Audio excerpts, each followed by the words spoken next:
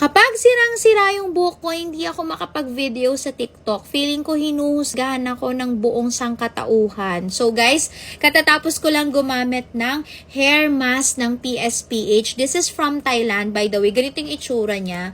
Pili ka dito kung ano yung kailangan mo. But for this one, I use it kasi nga, nakakatulong siya sa hair fall. So this is the pink variant.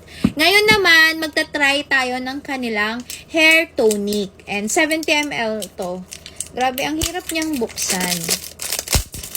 According to the packaging, hair growth stimulator siya and leave-in treatment, UV resistant. Buksan na natin siya. Talaga ba, PSPH? Okay, ganito yung kanyang itsura.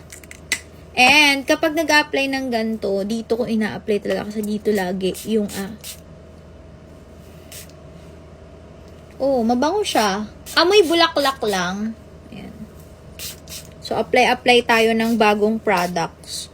Tignan natin kung makakatulong ba to sa akin. Every night ko tong i-apply. Ang bango. Ang bango niya. Eto, binili ko to sa Thailand and nasubukan ko siya. Ang ganda kaso ang mahal. Eto yung Ultimate Hair Oil. And super happy ko kasi dito sa PSPH, meron siyang horsetail oil. So, parang ganun na rin yun. In Thai, same-same na ka. So, susubukan natin yun. Good night, everyone. Subok-subok lang muna si Miss Ayang ng mga bagong product from PSPH.